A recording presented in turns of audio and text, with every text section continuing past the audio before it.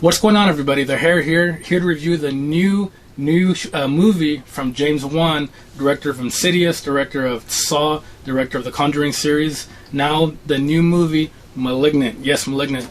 It's in theaters and HBO Max right now as of this past weekend, I believe. And yes, checked it out. My girl checked it out too, and well, there's a lot to digest from this. I'll take a little tidbit from the great Eric Griffin from his short-lived movie review podcast he did with Bobby Lee and Stephen Lee. James Wan tried some shit. Eric Griffin, he said that before about M. Night Shyamalan. So yes, James Wan, a big fan of his movies, loves the Saw series, love the Conjuring series, and yes, I love the Insidious series. Love them. Malignant is different for sure, and he definitely tried some shit. So what I mean by that is, I'll say this. There are some really bad reviews to this saying it's horrible, worst thing they've ever seen. So this is a roller coaster where there is definitely some of that. I'm like, this is just insane. There also is some really good parts to it too, so I don't want to shit on it too much. I want to say the first 30 minutes, first part of this movie, really good, really enticing, really intriguing. There's a really good backstory too. It begins, with the main character. She's, I believe, a nurse or something in the medical field, and she gets home, seems like a decent guy, decent husband, decent boyfriend, whatever he is. He's watching UFC. He's on his phone. He says, "Hey, how you doing?" Real quick, it becomes violent. You see that he's very abusive. Traps her to the wall. He smashes her head against the wall. She's knocked out, bleeding, saying sorry. He sleeps on the couch. It's super crazy. Starts off with a bang. It's like, holy shit. People that are getting abused and stuff like that, they can really, they can really connect with this story. It's very strong. It's very intense. So I'm like, shit, this is really good so far. And then she starts to see this black figure, I guess, in her visions or something like that, and it's chasing her husband or whatever. And so he wakes up. He's hearing noise and shit like that.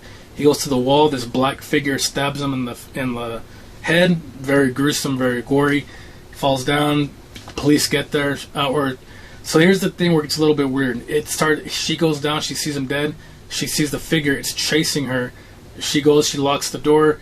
The black, whatever it is, knocks the door down and then knocks her out. Police get there. They take her to the hospital. And she wakes up. What the fuck happened? Her sister is there saying, "Hey, I'm sorry. He's dead." She's also pregnant too. She's pregnant. She lost the baby. Very sad moment too. She starts screaming, going crazy. It reminds me of Hereditary when the mom finds out, her daughter died. And it starts off really good. So the story at first is very enticing. It's very good. I'm like, shit, I can get into this. This is very good. Can't wait. It starts to get a little bit weird for sure. So stuff keeps happening. That black figure keeps appearing. It's breaking lights, and still a little bit intriguing, but the first part is definitely the best part. I'll go ahead and continue with it. Obviously, spoiler alerts. So this vision keeps popping up in her head where she is seeing this black figure kill people, and then it's actually happening in real life. So she sees it, she wakes up, and it's killing people.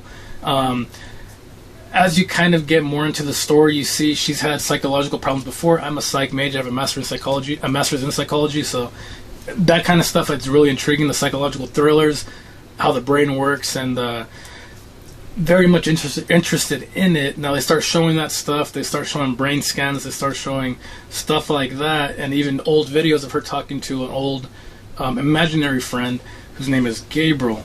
Now, first policemen don't believe her that, hey, I'm seeing visions, and then it's happening. So then it reverts back, and it actually is happening. I guess you could say heartthrob cop in this story. There's a lot of cheesy moments in that. That's why I say heartthrob cop. A lot of cheesy moments in this movie too. He gets chased by this thing, and it's like the most athletic thing in the world, more athletic than LeBron James and I don't know, Patrick Mahomes put together. It's just super athletic. The cop chases him. It's going down rails like Spider-Man. It's just super bendy and all that. The cop somehow chases him into this well type thing, and the cop fights with it. He fights it off, and this thing just crawls itself through a well high in the ceiling. Cop figures out he had an encounter with it.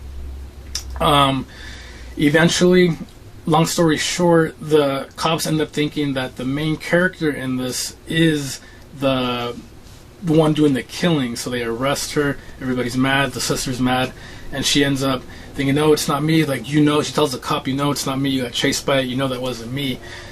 Little crazy things keep happening wherever this black figure appears. He breaks lights, and like he has this big presence with him. When he calls people, it says unknown caller, and the screen glitches and shit like that, and he has this weird crazy voice he talks through. I guess you could say through radio. It's kind of weird like that. After the girl gets arrested, and they take her into the precinct or whatever, and they're telling her, hey, like, just tell us the truth, what happened. She gets a call, or he gets a call, something like that. That voice pops up. You end up seeing that this thing is called Gabriel, and it starts talking. He's saying, you really thought it was her? I can't believe you. Oh, so before that, you find out the main character, she was adopted, and they show her her birth mother is, and she gets kidnapped by this black thing. Eventually, when the cops are there with the sisters, the main character and her sister, it's this lady, the real mom, I guess you could say, is trapped into the main character's attic. She finally gets out while this black thing's doing whatever it's doing. She falls through the ceiling and ends up being at the main character's house, and she falls right there in front of the the two sisters and the cops, the heartthrob and his partner. And so yeah, they say, it's you did it, it's all your fault. So yeah, this thing calls, and he's telling the cop, hey, you thought it was her, it was me all along, you dumb fucks, whatever it's saying. And you start to think, damn, what's going on right with this? So the sister ends up visiting her mom, her biological mom, not the main character's. The main character's sister visits her own biological mom. She said, hey, what's going on with her? What can you show me? Like, what's this stuff? They see videos of the main character just talking to an imaginary friend. They see her going to these doctor visits, and you end up seeing, this is where the twist happens. You can see from a mile away too, that this Gabriel character, because she keeps saying that in birthdays and stuff like that, it's this tumor / twin behind her head. It has a mouth and eyes and all that stuff, and it has a head and it has a body and these weird little grangly hands. So it's right behind her, and it's in the beginning of the movie, it's killing a bunch of people in the hospital. So the doctor famously says in the beginning, says it's time to remove the tumor, something like that. And so they do it, and they fast forward to where they're explaining that this is her twin, the main character's twin. They're cutting it off of the girl as much as they can. The only thing left is the face, the weird looking face. They push it into the girl's head, they close it up, and that's it. She has a normal life, but she's hearing. I guess what happened is the abusive husband, when he smashed her head on the wall, it awoke this crazy thing, this malignant thing, and yeah. So that's where we're at. Sounds like a lot to digest, and that's what happened. So I guess the skull's broken, and he appears. You end up finding out that character is awakened, and he takes over the main character's body, and he's all over the place, and he's doing all these killings at night while she's asleep, I guess, or not in her own body. So the only thing that doesn't make sense about that part is when she got tackled by this thing, there were two entities. They weren't the same person. You end up this is where it gets really ridiculous. It becomes Quentin Tarantino style real quick.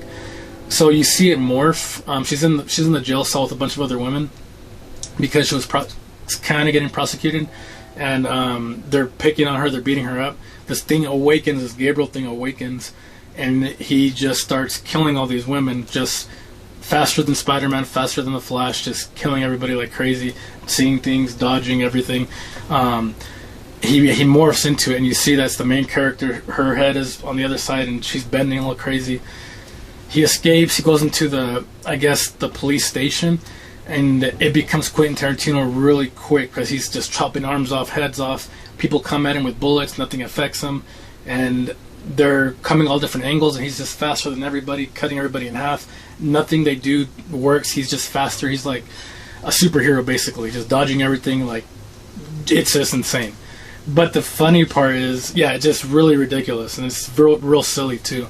But when the two main cops attack him, he's all of a sudden super slow, so they can't be heard. It's like, okay, this is getting out of hand, but whatever.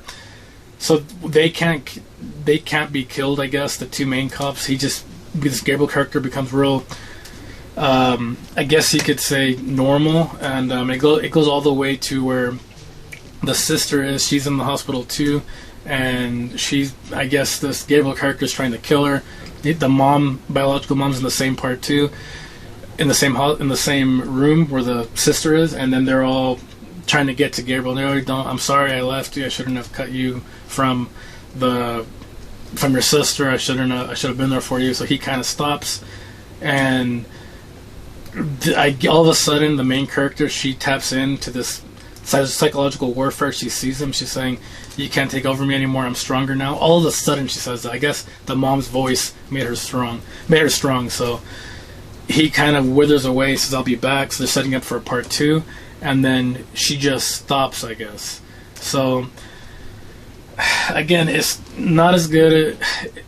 I don't know if I'll ever see it again. Again, the beginning part had a lot of potential, was really good. Then it just kind of went off the walls, ridiculous. I hope there's not a sequel. Reviews aren't great right now.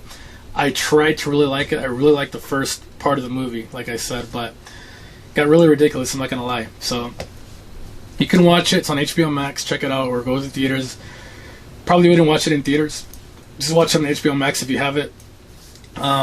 I don't really recommend it because of how ridiculous it is. It's not nearly as good as... It's not good. It's not a really good movie. It's a really good first part of a movie.